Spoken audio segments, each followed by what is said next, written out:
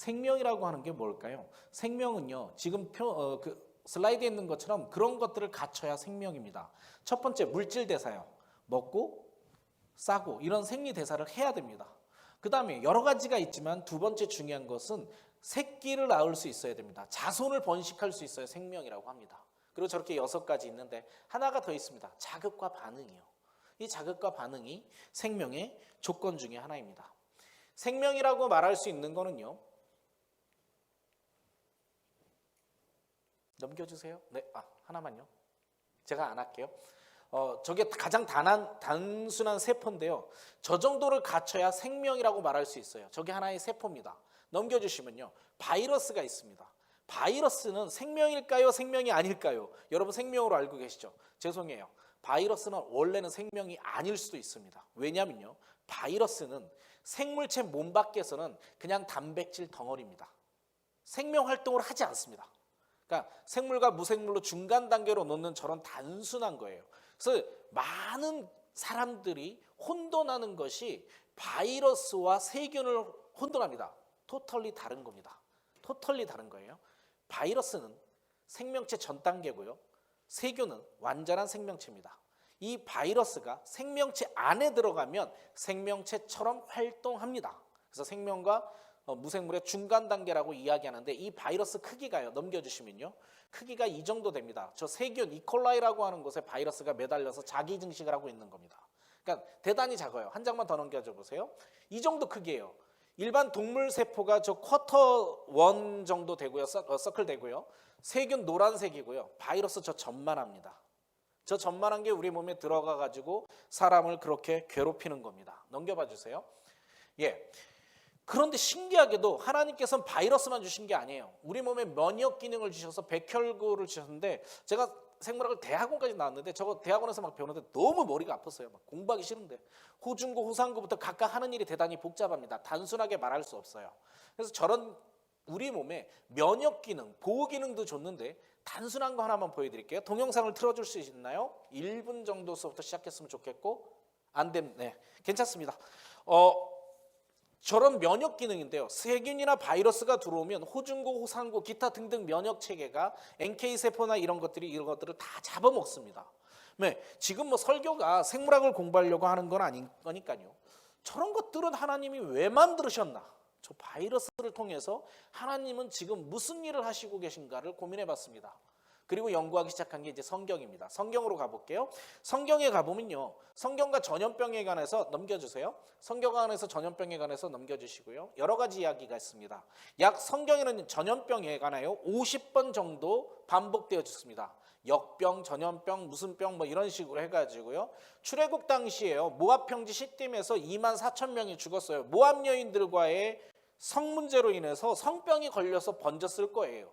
그 전염병으로 인해 가지고 저렇게 많은 사람이 죽었답니다. 블레셋 사람들이 언약궤를 잘못해서 독종이 됐죠. 그때도 엄청난 사람이 죽었고요. 다윗 왕국의 인구조사 잘못해가지고 3가지 중에 다윗 왕국이 전염병을 선택합니다. 다윗이 그때 7만 명이 사망합니다. 이렇게 전염병이 계속 있었습니다.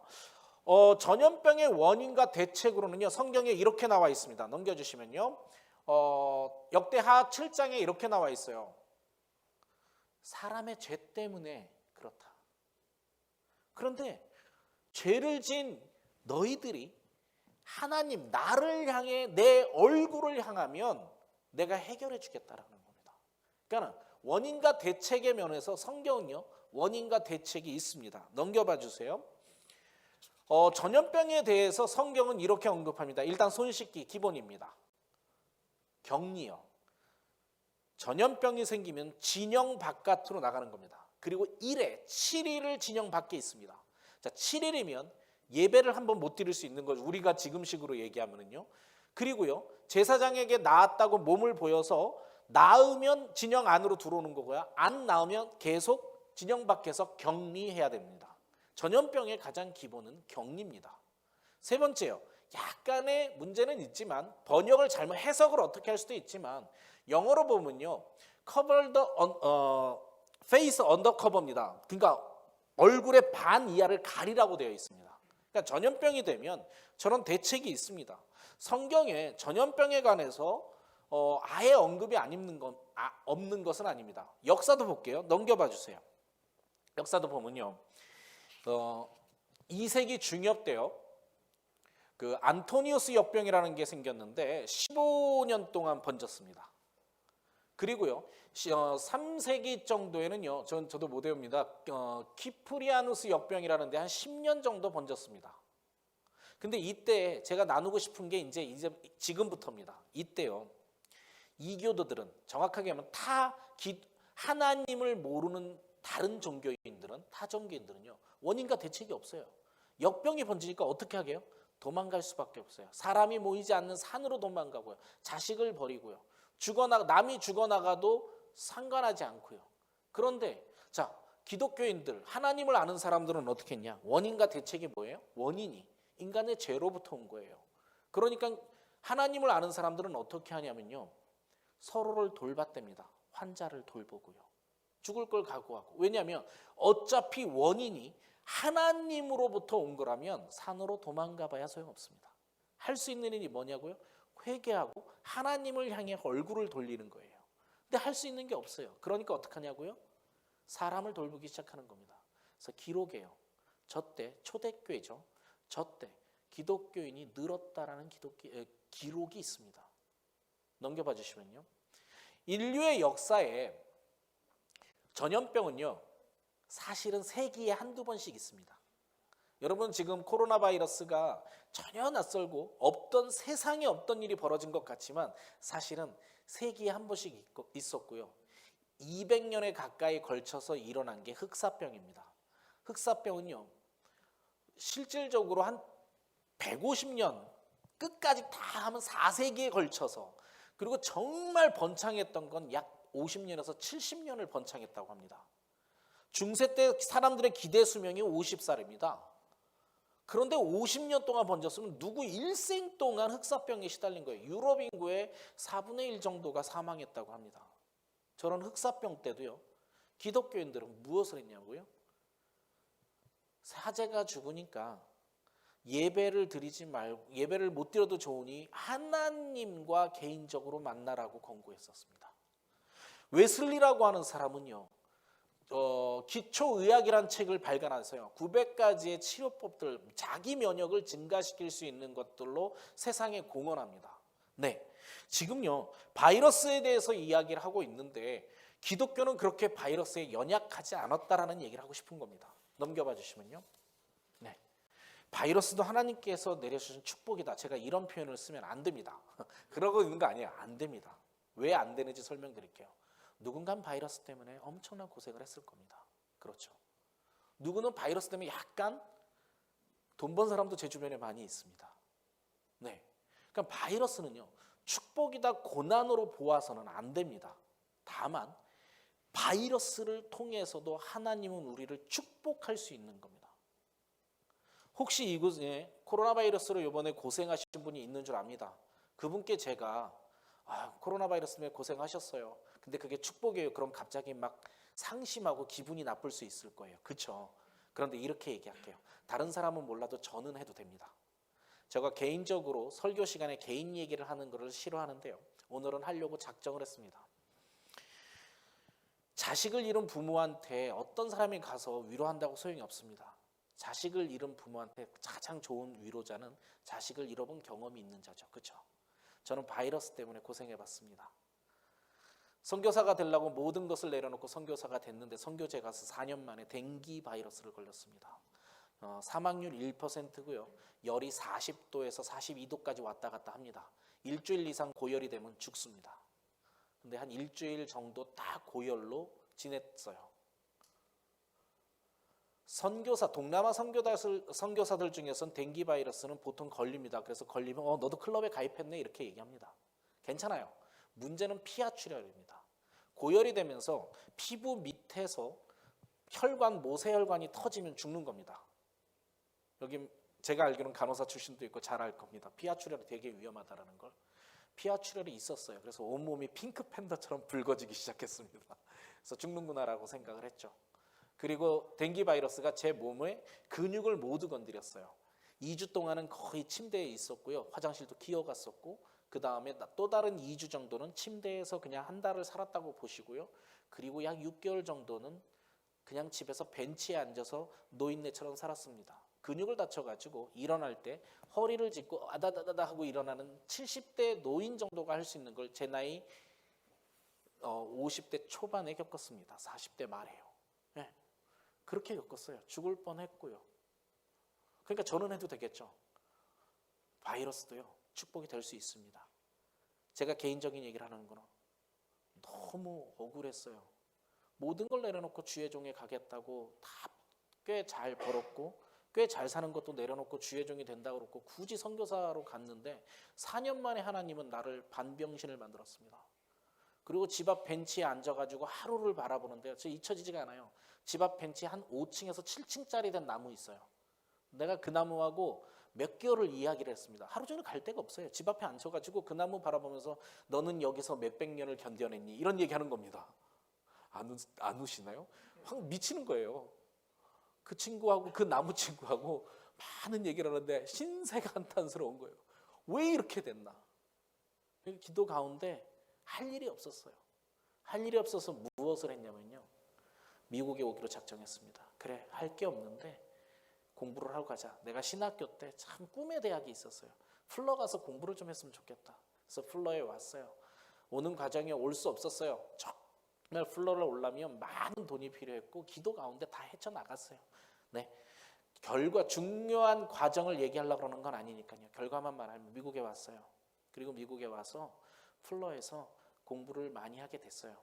공부를 하고 그 지금 여러분과 나누는 성경과 과학이 제가 신학교를 공부하면서부터 해서 10과목 정도 했었는데 미국에 와서 지금 한 40강 정도를 만들었습니다. 더욱 놀라운 거는요. 처음에는 지식, 과학과 성경이라는 지식을 많이 다뤘었어요.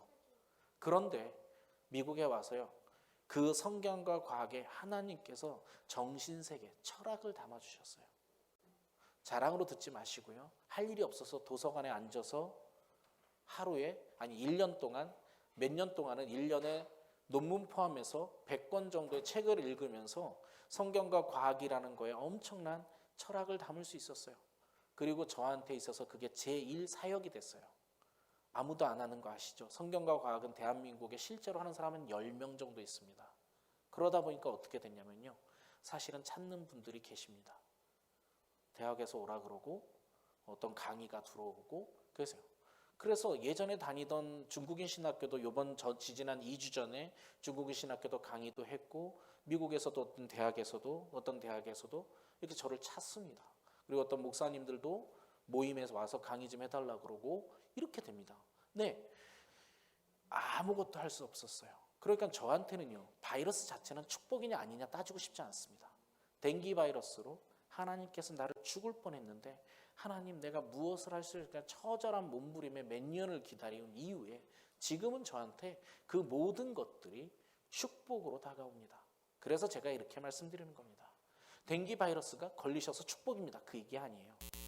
댕기 바이러스도 어떻게 내가 하나님과의 관계를 맺느냐에 따라서 축복이 될 수 있습니다. 아까 역대하에서 본 성경 말씀 한번 잘 생각해 볼까요? 하나님이 나를 향해 돌리면 이 모든 것들을 다시 돌려주리라고 이야기를 하십니다. 즉 하나님께서 모든 것들을 나와 연관 지어주시는 것 그 자체가 축복입니다. 그죠? 예. 다시 볼게요. 하나님께서 무엇을 하고 있나 보니까 인간이 파괴한 자연을 복구하고 계셨어요. 그리고요. 참 그리스도인과 거짓 그리스도인을 구분합니다. 우리요. 코로나 바이러스가 시작될 때 대부분 정부와 싸우는 목사님들을 많이 봤습니다. 아니에요. 제가 이 말씀을 연구하고 나서 뼈저리게 후회하고 뼈저리게 가슴 아파하는 게 있습니다. 만약에 코로나 바이러스 초창기에 교회가 문을 열어 검사소로 피난처로 제공하고 환자들을 돌보기 시작했다면 우리는 더 많은 형제 자매에게 복음을 전할 수 있었어요. 그렇지 않나요? 그 기회를 놓쳤어요. 네, 역사를 공부하지 않고 무식해서요. 이거를 연구하면서 이거를 공부하면서 깨달았어요. 아, 하나님께서 우리에게 주신 변화, 때를 얻었던지 전하라는 그 복음, 변화의 반응에 민감했어야 되는데 우리는 그 기회를 놓쳤어요. 그리고요, 정말 예배드리는 자와 예배드리지 않는 자로 구분 지어지는 기회를 잃어버린 거예요. 그런 것들을 구분할 수 있게 되었던 게 하나님께서 주어주신 축복입니다. 자, 여러분, 이 말씀을 묵상하다가 또다시 묵상한 게 있어요. 고난주간이 다가옵니다. 부활절이 다가와요. 예수님은 과연 십자가를 지려고 이 땅에 오실 때, 로고스 상태에서 이 땅에 오실 때 심정은 어땠을까? 십자가를 메고 고난을 지고 올라가시는 예수님의 심정은 어땠을까를 다시 한번 고민해 봤어요. 같은 고민이에요. 왜 나는 행복하지 않을까라고 하는 같은 고민. 그런데 제가 깨달은 게 있어요. 예수님은 고난이셨어요.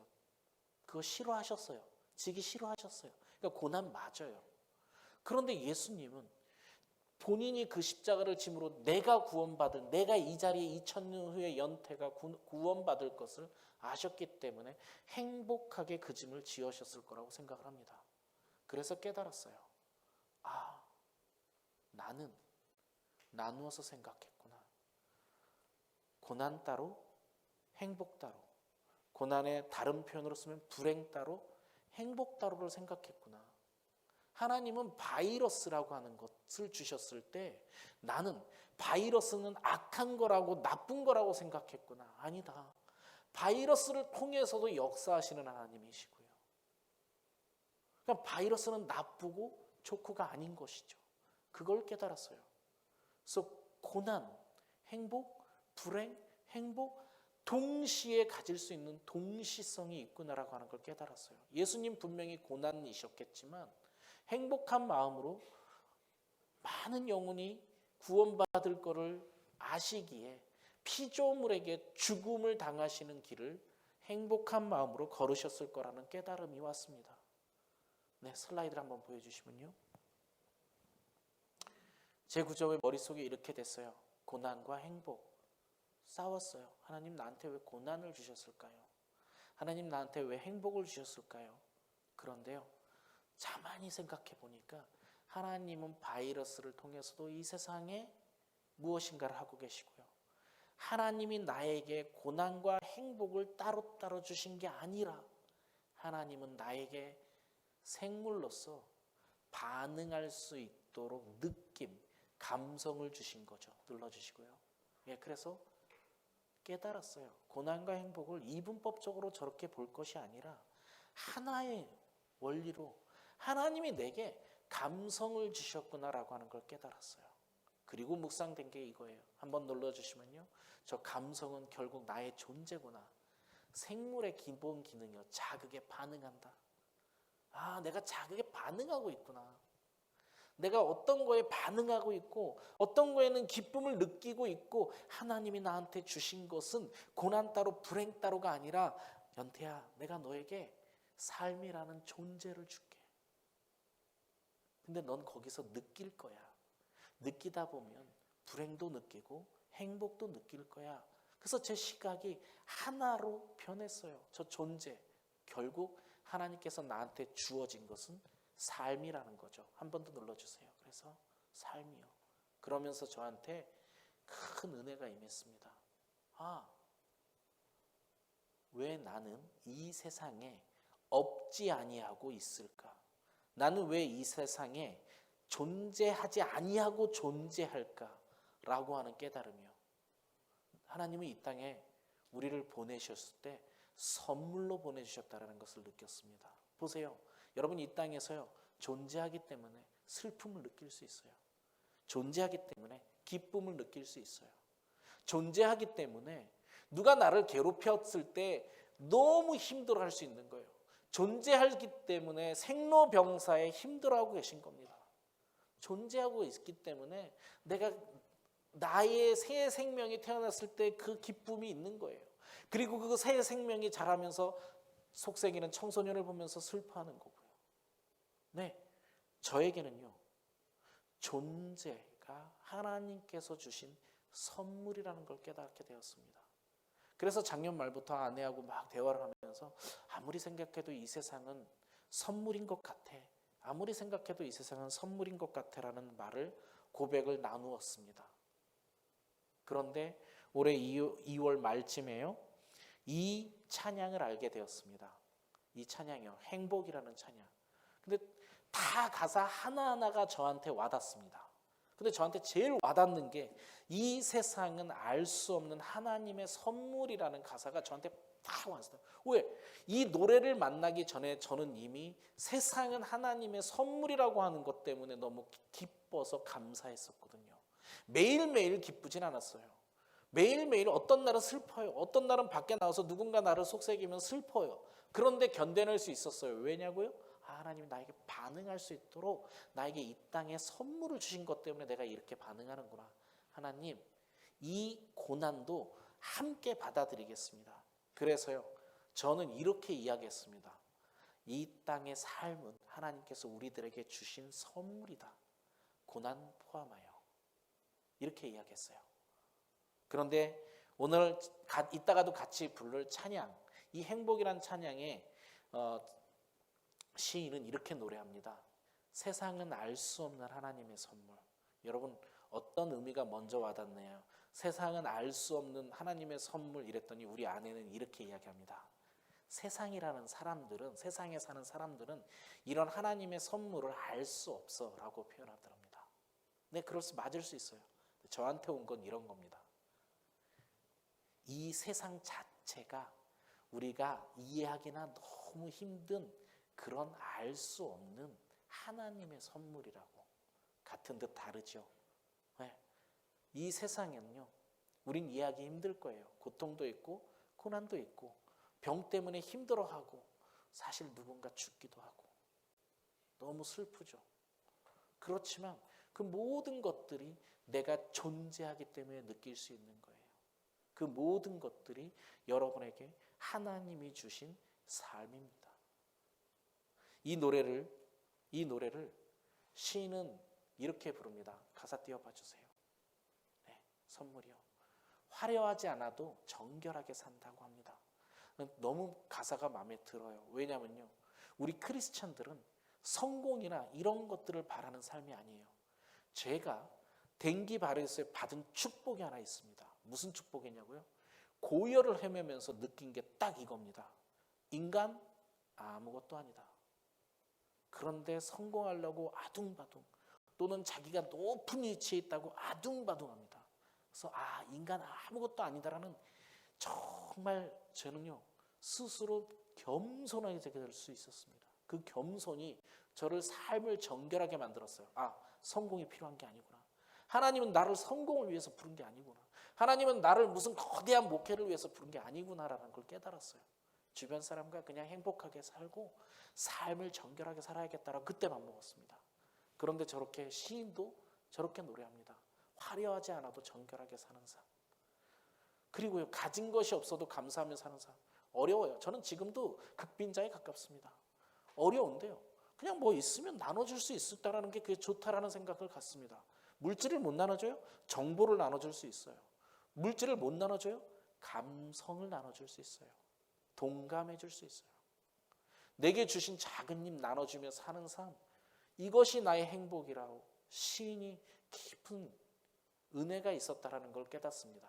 여러분, 이 시인이 작곡 작사한 노래가 은혜라고 하는 노래와 같은 시인입니다. 다음 가사요. 눈물 날 일 많지만 기도할 수 있는 거. 그래요. 참 어려운 시간을 많이 지나왔는데 기도할 수 있어서 지금 돌이켜보니까 행복했던 거 맞습니다. 그리고요, 억울한 일 많으나 주를 위해 참는 거, 이건 저한테 참 많이 걸렸습니다. 억울한 일 많았는데 주를 위해 안 참았던 것 같아요.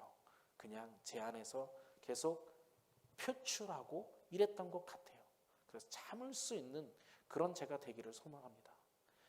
비록 짧은 삶, 주의 뜻대로 사는 것, 이것이 나의 행복이라고. 비록 짧은 삶, 이분은요 영생을 노래하고 있습니다. 이 땅에서의 삶, 이 땅에서 짧은 삶, 그것이 선물인 것을 아는 거예요. 하나님의 뜻대로, 주 뜻대로 사는 것이 행복이라는 걸 아는 거죠. 그리고 가사가 클라이막스로 옵니다. 다음 거 넘겨주시면요. 이것이 행복이라오. 세상은 알 수 없는 하나님의 선물. 하나님의 자녀로 살아가는 것, 이것이 행복이라고 이따 보시면 아시겠지만 하나님의 자녀로 살아가는 것이 가장 높은 음으로 부릅니다. 클라이막스죠. 네, 신이 깨달은 것 같아요.